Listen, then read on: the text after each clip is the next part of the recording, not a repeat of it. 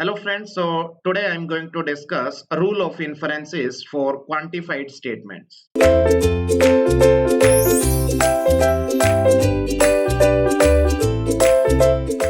in the last lecture we have seen rules of inferences for propositional logic, and in this video we'll see rule of inferences for quantified statements. Okay guys, so let us begin with rule of inferences for quantified statements.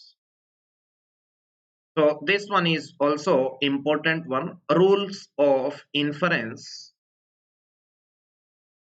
for, we can say that, quantified statements. Quantified statements, isn't it? So in the last lecture we discussed rule of inferences for propositional logic, isn't it? That means in the last lecture whatever we seen, that was the, yes, we can say that rule of inferences for propositional logic. That means those rule of inferences are corresponding to, we can say that rule of inferences are corresponding to propositions. Okay, so we'll see a rule of inferences for quantified statements. So guys, remember there are four rule of inferences for quantified statements. First one is universal instantiation. Second one is universal generalization. And third one is existential instantiation. And fourth one is existential generalization. So we'll see one by one. These are very, very important. So try to concentrate. First one we'll see. Yes, first one is universal instantiation. Universal, we can say that instantiation, isn't it? So remember guys, what is the meaning of universal instantiation? We'll see. So we can say that it is a rule of inference which is used to conclude that P of C is true when C is the particular member of a domain given in the premise for every x px. So I'm going to write, yes, listen me correctly guys. So we can say that it is a rule of inference. It is a rule of inference, we can say that, yes, used to conclude that P of C, isn't it, one propositional function is true, we can say that, where we can say that C is the particular member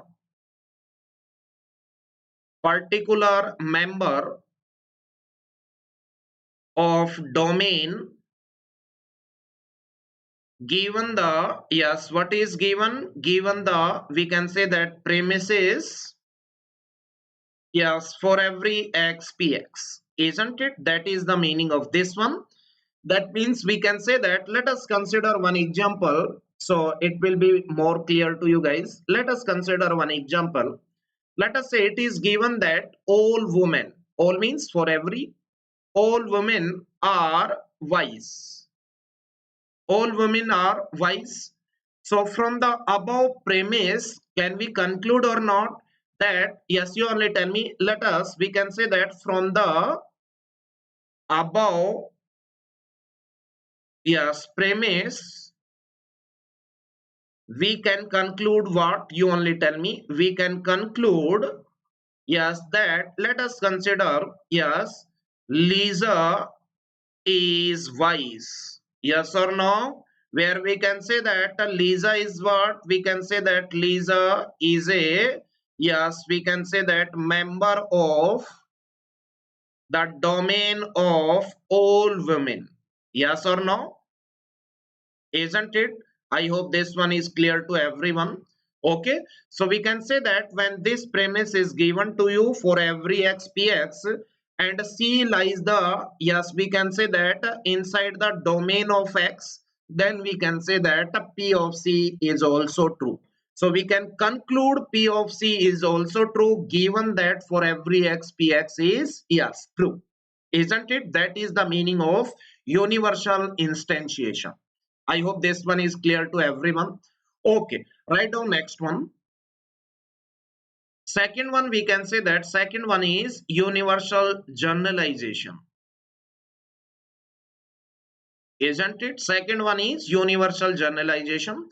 So write down the statement. We'll see what is the statement. After that, we'll see what exactly this rule of inference is. Okay. So guys, it is, we can say that for every x, px is true. Yes, for every x, px is true. Yes, we can say that this rule states that for every x, px is true, given what? We can say that given the premise, one premise is given to you that p of c is true, yes, for all elements c. That is given to you. Yes or no? In the domain, isn't it? So we can say that when it is given that p of c is true for all elements c in the domain, then we can say that for every x, px is also true, isn't it? Okay, so we can say that here, yes, the element c, yes, we can say that is arbitrary, means any random, yes or no, any random element. So we can say that here c is arbitrary, or we can say that any random element. So here we can say that that means if p of c is true for any arbitrary element c, yes, we can say that that means we can say that for every x, px is true. Yes, so we can conclude that one. Okay. Okay, so next one, write down third one. What is the third one? Third rule is what we can say that that is existential instantiation. Existential instantiation. So these rules, yes, we can say that this rule allows us to conclude what? We can say that to conclude, yes, that there is an element. There is element C in the domain, yes, for which we can say that P of C is true. If we know what? If we know that there exists x, px is true. Yes or no? Yes, so we can say that if we know that there exists x, px is true, that means some x exists, and that x, yes, can be c only. Yes or no? So we can say that yes, when we know that there exists x, px is true, then we can say that there exists an element c for which p of c is also true. Yes or no? Okay. So here c is any, we can say that some element, isn't it? Yes. Okay. Write down fourth one. Yes. Fourth one is what? We can say that fourth one. Existential. Yes. Generalization. Existential generalization. So what is this rule? We can say that it is used to conclude what? We can say that it is used to conclude that there exists x, px is true. Yes, when a particular element, yes, we can say that a particular element C with P of C true is known, isn't it? So we can say that if it is known that P of C for some element it is true, P of C is true, then we can say that there exists x, Px is also true. There exists x means some x, isn't it? Okay, so we can say that that is, we can write it like that or not. If we know, if we know one element C in the domain for which we can say that for which P of C is true, P of C is true, then we know that what we can say that we know that there exists x px is true, isn't it? I hope this one is clear to everyone. So these are four rule of inferences for quantified statements. So yes, I'm going to construct one table in which we'll see, yes, we will see, yes, how, yes, these rules of inferences are used. Okay. Okay, so write down first one. Yes, write down, yes, construct one table. So we can say that these are the rule of inferences for quantified statements. So this is rule of inference, isn't it? And here the name of the rule of inference. Yes, so construct one table. What is this table?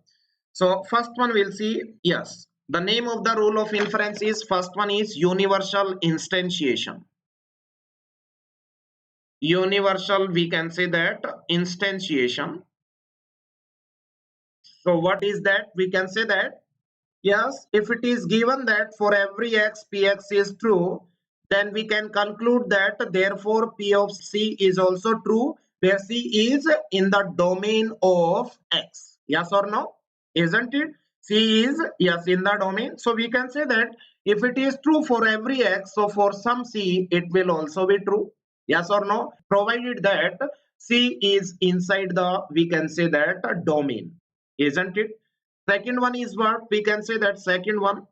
Yes, we can say that if it is known that P of C for any, we can say that arbitrary C. Arbitrary C means any random value C. We can take any value C in the domain for which P of C is true. Then what we can conclude? Yes, you only tell me. Therefore, we can conclude that for every X, yes, P of X is true. And this rule is what we can say that this one is universal generalization, isn't it? Now, yes, proceeding to the third one, you only tell me. Third one is what? There exists x px, you only tell me. If this one is known, means for some x px is true, so we can conclude that yes, p of c is also true for some element c. For some element c means any element c for some, but arbitrary means what? For any random c that is true, and for some element c means some element c will lie. Yes or no? Okay, so this rule is known as what? We can say that this rule is known as existential instantiation, isn't it? And last one we can say that, yes, if P of C is, yes, true for some element C, isn't it? Not arbitrary, for some element C, let's say P of C is true, then we can conclude that means therefore there exists some x for which Px is true, and this rule is known as what? We can say that existential generalization, isn't it? I hope this one is clear to everyone. I hope this one is clear to everyone, isn't it? Okay, so these are the rule of inferences for quantified statements. These are four. Yes, 1 to 4: universal instantiation, universal generalization, then existential instantiation, and existential generalization. I hope this one is clear to everyone, isn't it? So write down one problem how these rule of inferences are used. So we'll see one by one. Okay, so write down first example. Let us consider one example. Let's say example number 1. So question is what? Let's say so that the premises, yes, one premise is given to you. Everyone in the, let's say, discrete mathematics class has taken a course in computer science. isn't it? And yes, Nidhi is a student in computer science, and Nidhi is a student. Nidhi is a student in the class. Yes, imply the conclusion that Nidhi has taken a course in computer science, isn't it? So yes, this one is given to you. Now you only tell me, yes, you only tell me how to proceed. Okay. So consider, or let's say, let one propositional function, let's say dx. D of x represents what? We can say that x is in the discrete maths class,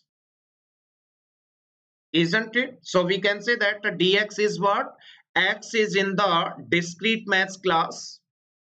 And let us take one more, let's say, propositional function c of x, where x represents what? X has taken a course, let's say, in computer science, isn't it? Now you only tell me, yes, we can say that, yes, what will be the, yes, this premise, you only tell me everyone, yes, everyone in the discrete mathematics class has taken a course in computer science. Now you only tell me. So first premise becomes what? You only tell me. First one becomes what? We can say that that is, yes, for every x. Yes, if it is, we can say that if x is in the discrete maths class, so d of x implies c of x becomes or not? Yes, so we can say that that is first premise. And what is the second one? Nidhi is a student in the class. So it becomes what? Second premise, we can say that that is, yes, we can say that D of Nidhi. Yes or no? And what is the conclusion? You only tell me. Conclusion is C of Nidhi. Yes or no? Yes, tell me. Nidhi has taken a course in computer science. That is your conclusion. So we can say that this is the given argument, yes, which we have written in logical format or in logical statements, isn't it? So we'll see how to proceed. Yes, we'll see whether this one is valid or not. Okay, so one by one we'll see whether this one is valid or not. So here we can apply the rule of inferences wherever quantifiers are there. So at that place we can apply the rule of inferences for quantified statements. Yes, and wherever only propositions are there, where we can use rule of inferences for propositional logic. Okay, so in the next slide I am writing this argument and we'll see, yes, how to proceed to check whether this argument is valid or not. Okay, so one by one we'll see. Yes, okay, so you only tell me. Let us consider what was the argument. We can say that argument was the for every x, d of x implies c of x. Yes or no? And second one, we can say that second one was, yes, d of Nidhi. That was the second premise. And what is the conclusion? Conclusion is c of Nidhi. Yes or no? I hope this one is clear to everyone. So we'll see one by one all the steps. We'll see one by one. You only tell me, and here I will specify the region. Now you only tell me step one. You only tell me. Let's say, yes, it is given to you for every x, if dx, then we can say that c of x. Yes or no? So this is the hypothesis, or we can say that premise that is given to you. I hope this one is clear to everyone. Now you only tell me, yes, for every x, we can say that what is the statement? You only tell me. Yes, everyone in the discrete maths class has taken a course in computer science. That is the meaning of first premise. Yes or no?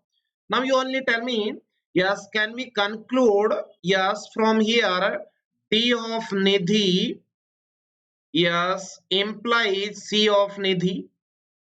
Yes or no? Here we can say that recently, yes, we discussed the rule of inference. So if it is true for every x, then for C it will be true where Nidhi, yes, this is the parameter C which we have taken, yes, during the rule of inference. Okay, that is your C. So for every x it is true, then we can say that for one, or we can say that for some element, yes, we can say that C it will also be true. Yeah, so which rule we applied? Yes, you only tell me.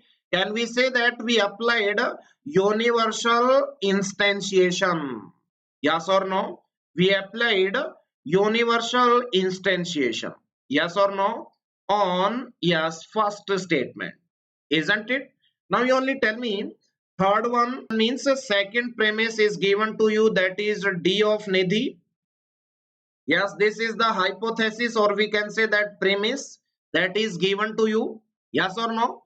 That is, we can say that the third one is your second premise which is given in the argument. Now you only tell me, yes, can we conclude from here? Yes, you only tell me C of Nidhi. Yes, you only tell me. Yes, here you only tell me third statement is, yes, proposition, means there is no quantifier. Yes or no? So here we can apply the rule of inferences. Yeah, second one also is, yes, without quantifiers. So we can say that second and third both are propositions only without any quantifier. So here we can apply the rule of inferences, yes, which are for propositional logic, isn't it? So you only tell me, if we apply the, yes, modus ponens, yes or no? Yes, we applied modus ponens. Yes or no? From, or we can say that on second and third statement. Isn't it? Because second and third statements are not quantified. So we can say that here we can apply the rule of inferences which are only for propositional, yes, logic. So you know what is the modus ponens? Yes, we seen this was the modus ponens or not? You only tell me, let's say Q, then we can say that Q implies, or let's say, you only tell me modus ponens was what? We can say, let's say this is P and this one is, let's say, P implies Q, then we can conclude Q or not? Yes, this rule was what? We can say that modus ponens. Yes or no? Modus ponens. Yes or no? Now you only tell me what is P. P is the third statement. What is P implies Q? We can say that that is your second statement. And Q means, we can say that that is the conclusion. Yes, that is Q, and Q means a C of Nidhi. So you only tell me, yes, by applying the rule of inferences, we reached to the conclusion or not? Yes, we reached. Yes or no? That's why we can say that this particular argument is a valid argument. I hope this one is clear to everyone, isn't it? Okay, so that's all about the, we can say that rule of inferences for both propositional logic as well as quantified statements. Okay, so wherever you see these type of rules, you can easily solve the questions. Okay, no problem at all. We can say that I explained, yes, with clarity all the rule of inferences. Okay, and I also told you guys that what are the uses of these rule of inferences. Okay, so just write down the next topic. Yes, small topic is there. That is, we can say that consistent and inconsistent set of statements. Okay, so these are some technical terms, nothing else. So we can say that, write down the definition: a set of well-formed formulas. WFF stands for well-formed formulas. I already discussed what is well-formed formula. So a set of well-formed formulas, let's say H1, S2, S3, let's say it is up to Hn, is we can say that consistent if and only if H1, yes, and means conjunction with S2, conjunction with we can say that up to Hn is we can say that satisfiable. And I already told you guys that what is the meaning of satisfiable. Satisfiable means either it is yes a tautology, or we can say that a contingency, isn't it? Then we can say that this is the consistent set of well formed formulas. Otherwise we can say that otherwise it is said to be yes inconsistent. Otherwise we can say that it is said to be inconsistent, isn't it? Okay, so let us take one example on this one. This one is simple one, so write down one example. Let us consider, yes, write down the example. Consider the statements H1, the door is open, the door is open. If the door is open, if the door is open, then we can say that the room is hot. Third one, let's say room is cold, isn't it? So we can say that three propositions are given, isn't it? Now question is what? Check whether the above set of statements is consistent or not, isn't it? So that is we can say that yes, that is the next yes we can say that problem. This one is simple one. Now you only tell me, let us assume, yes, you only tell me P represents what? Let's say P is the door is open. And what is Q? Let's say Q is what? A room is hot. So we can say that H1 is what? We can say that P. Yes or no? If we write the propositions into variables, then you only tell me what is S2. S2 is what? We can say that P implies Q. And what is S3? S3 means negation Q. Yes or no? Can we write or not? Okay. Now we seen this is H1, this is S2, this one is S3. Okay. Now we'll see whether this set of yes well formed formula is consistent or not. Okay. So we'll see what we'll take. Yes, we'll take the conjunction of all these. Yes, we can say that well formed formulas H1, S2 and S3, and we'll see whether that is satisfiable or not. Okay. So yes, we'll see H1 and with S2 and with S3. So H1 is what? P, and we can say that S2 is P implies Q, and S3 is what? Negation Q. So this becomes what? Yes, if we use the notations of Boolean algebra, then it becomes P dash plus Q. Yes, Q dash. Now you only tell me, yes, this becomes P dash plus PQ. Q dash. Now you only tell me this becomes what? 0. So it becomes PQ Q dash. Then Q dash also becomes 0. P dot 0 is 0 only. Now you only tell me that one is contradiction or not. Yes or no? If it is contradiction, contradiction means we can say that this is unsatisfiable. And if it is unsatisfiable, then we can say that it is yes inconsistent. Yes or no? So we can say that this one is yes inconsistent yes set of well formed formula. I hope this one is clear to everyone. So that's all about this lecture. So in the next lecture we'll see Yes, logical reasoning and some good questions. Okay, thank you so much.